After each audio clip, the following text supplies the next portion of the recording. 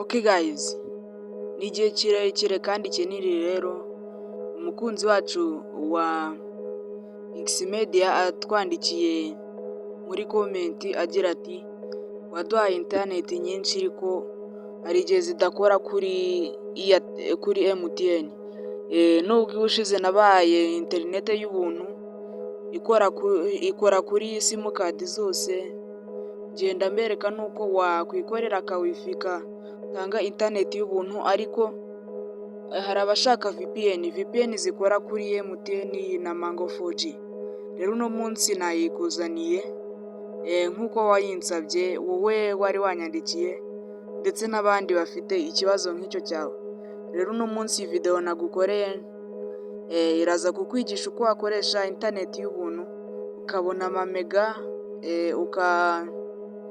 ndetse ibintu byinshi, interineti yihuta mbese kuri application. Ikintu nayikubwiraho ni application nziza cyane. Rero uri bujye ujya kuri YouTube utangire usacinga rwose, interineti izajya yihuta cyane cyane. Ariko ubu buryo rero burakora kandi burizewe, itandukanye na ziriya nagiye mbereka zikora kuri Airtel. Rero nguhaye ikaze, ndagira ngo uze gukurikirana iyi video kugeza irangiye kugira ngo urebe uko iri application, urebe iyo ariyo uyimenye, ndetse urebe nuko wayikoresha kuri telefoni yawe, urebe uko wayisetinga. Rero njye mugiye kubana nitwa Eric Exava. Ndagira ngo niba ari ubwa mbere ugeze kuri iyi YouTube channel ubanza ukore subscribe, ubundi twikomereze. Ngaho fungura interineti yawe, ubundi interineti yose ukora iyo ariyo yose kuko nicyo gishoro, ubundi ukaba ugiye kujya ubona interineti y'ubuntu buziraherezo. Nta interineti uzongera kugura, ugiye kuyikoresha buno bwonyine. Urajya kuri Play Store, ujye hano dusacingira nk'ibisanzwe ahangaha, ugende usacingeho application yitwa AM Tano VPN. Bisacinge bisanzwe, uze urebe hano hasi, dore ngiyi wayibonye, iyi ngiyi yaje muri zino zo hasi. Ndagiye kuyireba neza, iyi ngiyi nshyize mu kantu k'umuhondo. Iyi ngiyi uze rero, ikintu cya mbere ukora ni ukuyesitara muri telefoni yawe, kuko ndagira ngo dutangirane 0 kuri 0. Iyi interineti wabonye yuko no muri search history zanjye ntayo nari nasacinze. Rero ndagira ngo urebe uburyo nyikoresha ntangira downloadinga kugeza mbisoje. Rero ndagira ngo ukomeze ubikurikirane. Ndayidownloadinga igende paka yuzuye, ubundi dukore open, nkwereke uko wayisetinga, ubundi ugatangira gukoresha amamega y'ubuntu uko wabinsabye wowe na bagenzi bawe.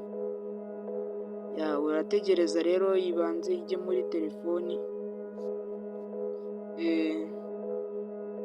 Rero ikintu nakubwira kuri iyi channel yitwa Xmedia, ni ubuntu bwinshi bwa tekinoloji tugiye kujya tubigisha. Rero ni ngombwa gukora subscribe guys. Urabona rero yuko interineti application yihuse cyane ku buryo ihise yesitara aka mwanya. Rero ntabwo bitinda, ibyacu urahita wikandira open uyifungure, cyangwa uze hano muri application zawe uyirebemo. Icyiza cyayo rero ikora mu bihugu byose. Harimo n'ubundi buryo ku buryo na Airtel nabonye ushobora kuyishyiramo naho igakora, ariko ibyiza ni kuri Mango 4G. Rero urategereza ibanze ijyemo. Na ya interineti yacu reka tuyifunge, iyi ngiyi ya wifi nakoreshaga. Kugira ngo nkwereka yuko interineti ifiteho ntabwo ikora, reka njye kuri YouTube nkwereke. Urabona ko ntabwo nshobora kubona video n'imwe hano kuri YouTube kuko nta mega mfiteho. Urabona yuko YouTube yanze kuwunyereka mega. Noneho urahita uza noneho uyi uyijyemo nkwereke uko ubigenza. Uraza uyikoreho uyinjiremo. Nuko mbona telefone yanjye irimo, uraza rero uyikoreho,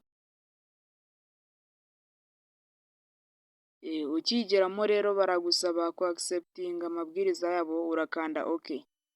Ugikanda oke dore ahantu barahita bakujyana muri iyi dashboard imeze gutya. Tugiye gufungura interineti dutangire gukoresha connection y'ubuntu. Uraza rero ukande start nk'ibisanzwe. Start. Hano kuri iki kizeru barahita bakubwira ko wemeza yuko wemera gukoresha ibyerekeranye na interineti biturutse kuri iyi VPN. Ubwo uraba ubisetinze muri phone yawe. Ako kanya urabona yuko iyi si konegita. Nta mwanya bitwara nubwo mpagaritse video ho gatoya, ariko ni amasegonda nka 20 rwose ihita ikonegita kandi igatangira kubara nta kibazo. Rero iyi interineti irakora kandi irihuta, ndagira ngo nanakwereke kwikora. Icyiza rero ugomba kuyikoresha wafunguye mega za telefone yawe, nubwo nta mega ufiteho ariko ugomba kuzifungura bisanzwe gusa.